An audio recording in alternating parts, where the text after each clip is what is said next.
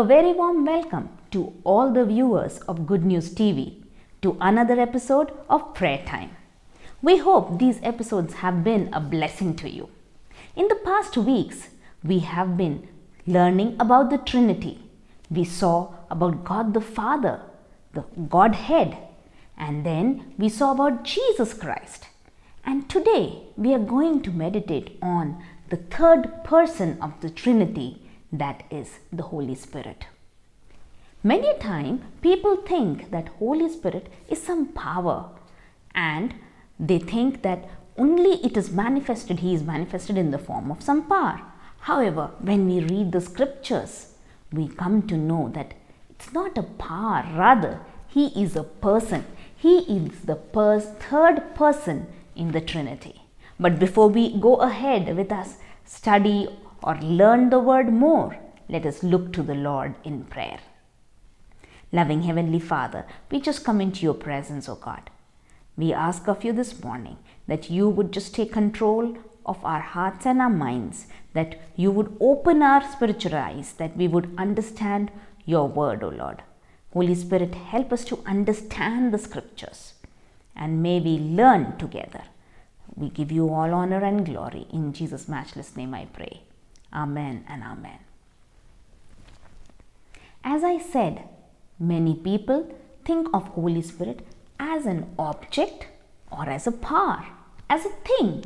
However, he is the third person of the Trinity.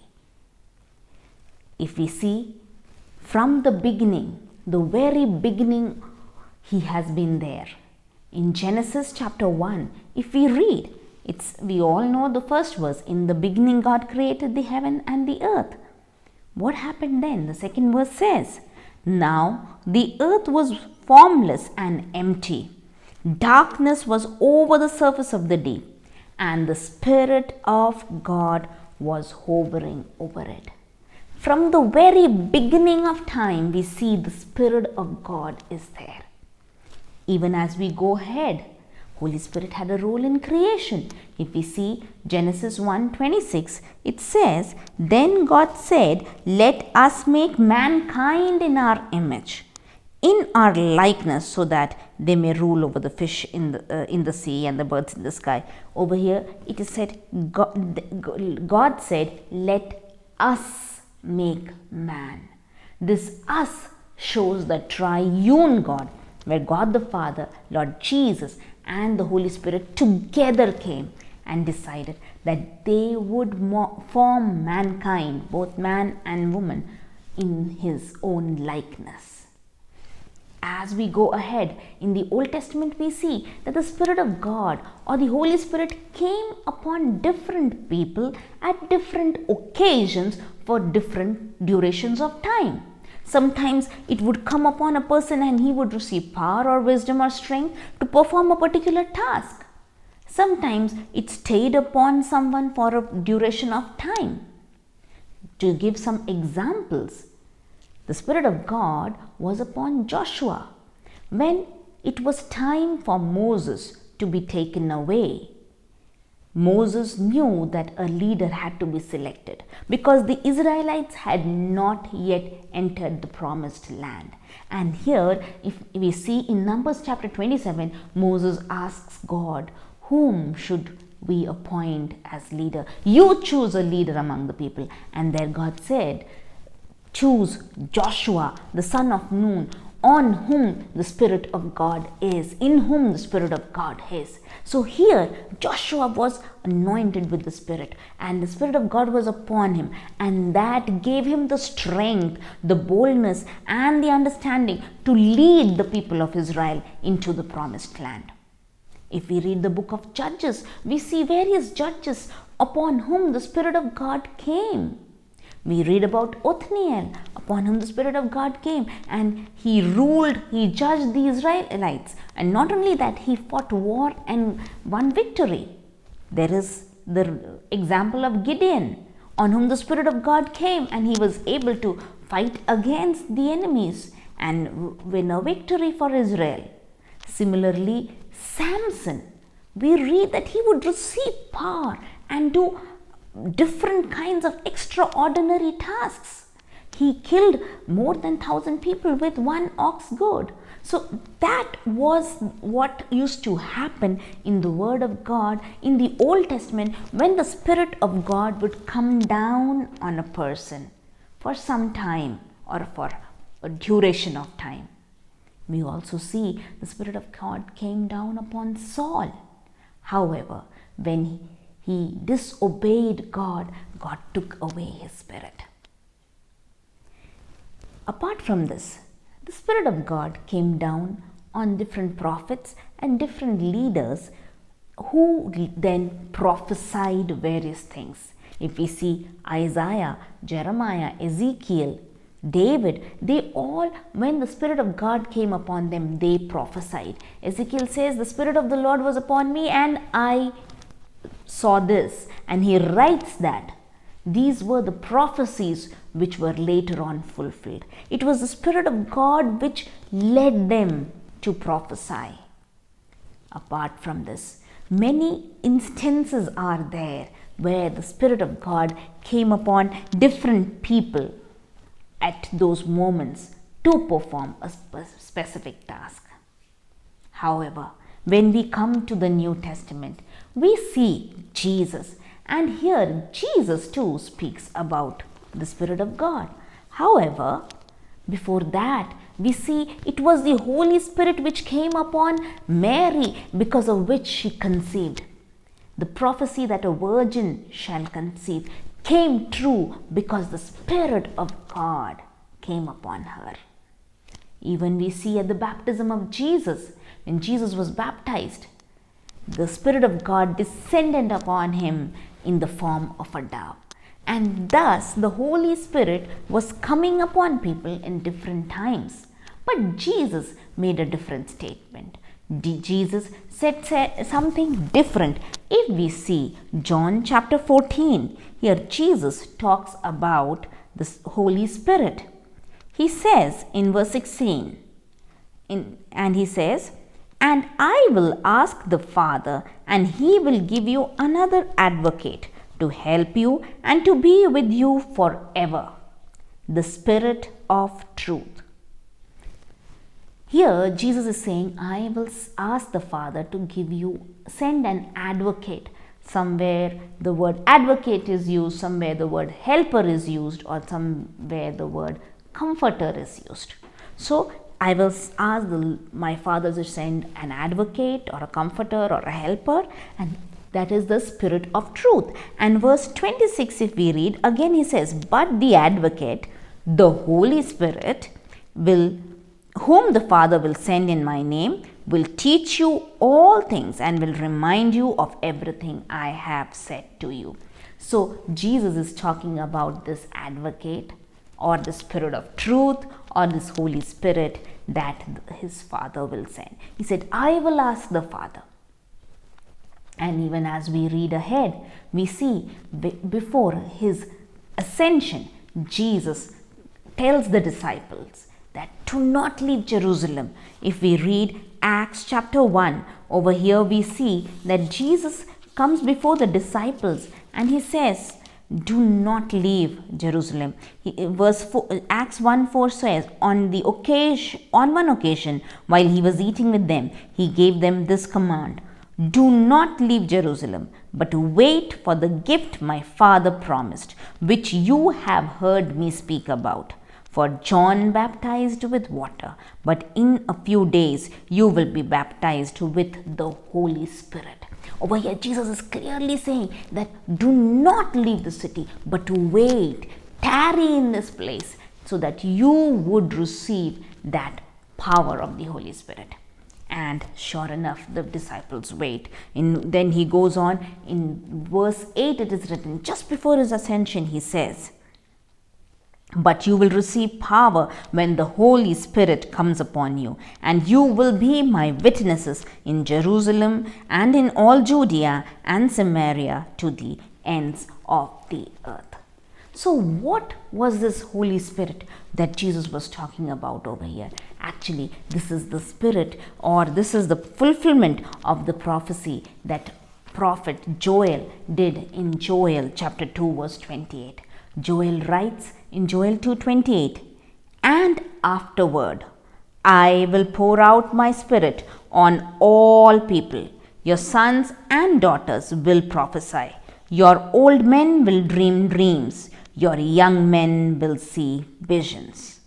Over here, Joel is saying, God says that I will pour out my spirit upon all flesh. All flesh, young and old alike, would receive the power of the Holy Spirit. And they would prophesy, they would dream dreams, they would see visions. And this word which Joel had said came to pass in Acts chapter 2, when on the day of Pentecost, the Holy Spirit came down upon those 120 people who had gathered in the upper room. And the power of the Holy Spirit came down upon them. They received that power, and that was a different kind of experience which was never there, because Jesus had promised that I will send you that helper who would be with you always. Now it would not come and go like the Holy Spirit came in the old times or in the Old Testament.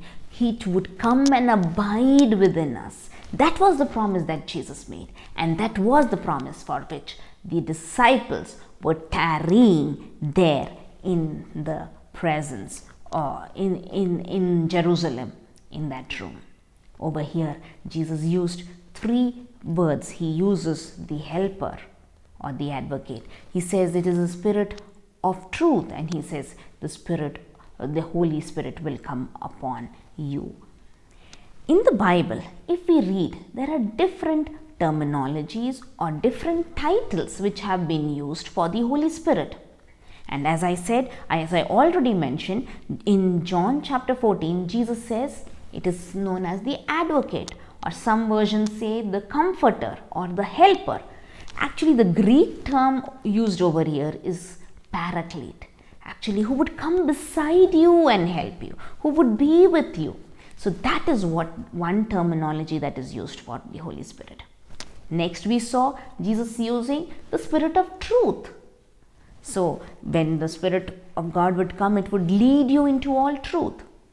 The third name that we see is Holy Spirit. We see Jesus himself using that word. The fourth word or the terminology that we see is the Spirit of wisdom. And this we can see in Ephesians 1 verse 17. Over here, Paul is writing, "I keep asking that the God of our Lord Jesus Christ, the glorious Father, may give you the spirit of wisdom and revelation, so that you may know him better." So he is praying for the Holy Spirit to come upon them. And he's saying that Holy Spirit is a spirit of wisdom and revelation. Yes, it is the Holy Spirit that helps us to understand the scriptures. And I said, even in the past, even in the Old Testament, when the Holy Spirit would come upon people, it would give them wisdom. Holy Spirit would help them to rule the people, to make decisions. So Holy Spirit is the spirit of wisdom. Apart from this, Holy Spirit is the Spirit of God. In Romans chapter 8, if we see over here, Paul is writing over here in Romans chapter 8, Paul is saying in verse 9, "And you, however, are not in the realm of the flesh, but are in the realm of the Spirit. If indeed the Spirit of God lives in you, and if anyone does not have the Spirit of Christ, they do not belong to Christ." So over here, Paul is using 2 terminologies. He is saying the Spirit of God lives in you. If indeed the Spirit of God lives in you. So again, the Holy Spirit is termed as the Spirit of God. And again, in the same verse, Paul says, if the Spirit of Christ dwells in you. So Holy Spirit, different terminologies are used in the Bible for the Holy Spirit. Thus we saw the various terminologies or the names that have been used for the Holy Spirit. Well, when we read about the Holy Spirit, why did actually Jesus say to his disciples that do not leave Jerusalem before you receive the power or receive the Holy Spirit? There had been some reason, because Jesus knew that if they were to fulfill the task for which he had commissioned, the great commission that Jesus had given to them, if they had to fulfill that, they could not do it in their own power. And for that, they needed the power from on high, and that they could only receive when the Holy Spirit would come upon them. Well, what is the role of the Holy Spirit? Why? Because if we see, Jesus said, it is good that I go away, because only when I go away will the Spirit, will the advocate or the helper of the Spirit of truth come upon you.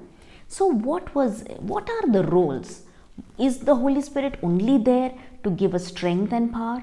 Or is there something else also that the Holy Spirit does in our life? Let us just see the various roles of the Holy Spirit.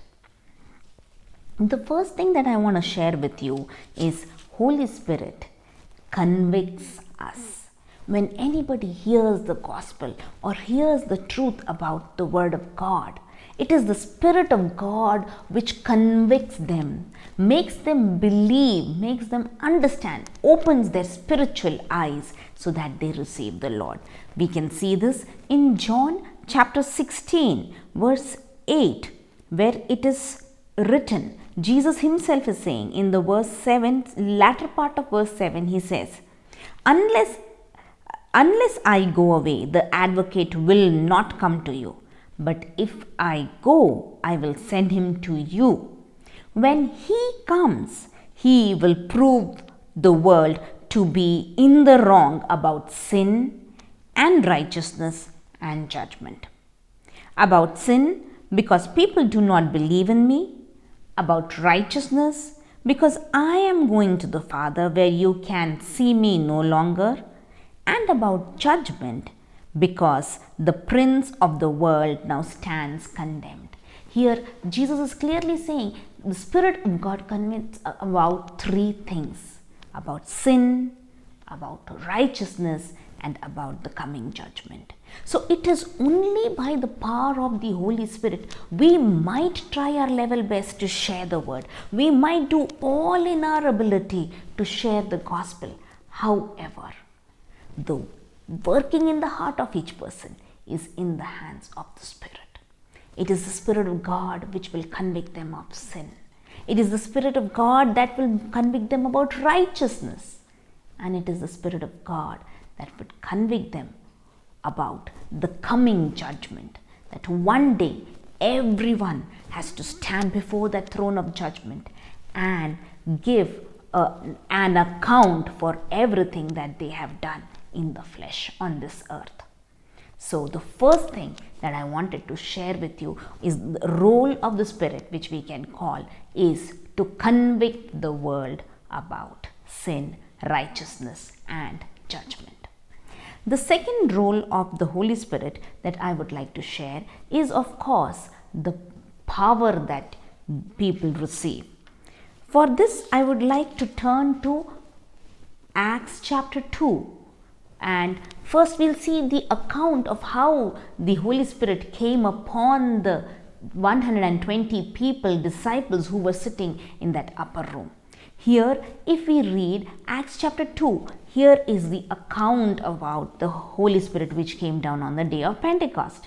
It says, when the day of Pentecost came, they were all together in one place. Suddenly, a sound like the blowing of a violent wind came from heaven and filled the whole house where they were sitting.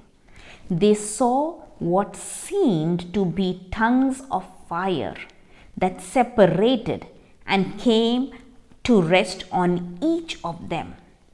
All of them were filled with the Holy Spirit and began to speak in other tongues as the Spirit enabled them. So here is the day of Pentecost. The people, the disciples had stayed back in Jerusalem, had been waiting on the Lord in prayer and in one mind and one accord in the upper room for the past 10 days. And on the day of Pentecost, as they were praying, as they were in the presence of the Lord, there was a mighty sound of like rushing wind, and they saw tongues of fire coming and resting on each, and they started speaking in different tongues as the Spirit gave them utterance. And as we read the verses ahead, we see that in Jerusalem at that time, people, God-fearing Jews from all over the region were there, and they suddenly hear them talking in their own language, praising God, and they wonder what is happening. Some say, oh, this is something special. Some say probably they are drunk and they are speaking. But that is where, when the power of the Holy Ghost came, that Peter, as I said, this Holy Spirit, Jesus himself said, when the Spirit shall come upon you, you shall receive power. And exactly that happens. They receive power. And Peter rises up, stands upon his feet, and he gives a great message over there. He speaks out and he says, we can read in verse 15, he says, these people are not drunk as you suppose. It's only 9 in the morning. No, this is what was spoken by the prophet Joel. In the last days, God says, I will pour out my Spirit on all people. Your sons and daughters will prophesy. Your young men will see visions. Your old men will dream dreams. So Peter is bringing that prophecy that had been prophesied by prophet Joel so long ago, and he's saying, today, this is the fulfillment of that prophecy. This is the day of fulfillment. And see the transformation that happens in Peter. As I said, the Holy Spirit gives power, gives boldness. Peter, who was so fearful that on the day Jesus was caught, initially he fled, but later on he slowly followed Jesus, reached the house of the high priest, and there, when he was outside with the servants trying to know what was happening, one servant girl came and said, wasn't this man with Jesus? And immediately, out of fear, naturally it came out. Peter says, oh no, I don't even know this man. And we know the word says that 3 times Peter denied Christ. That Peter who was so scared, that Peter who saw when Jesus had died, and he goes back, he says, I'm going back to fishing. And when he goes back to fishing, many of the disciples follow him.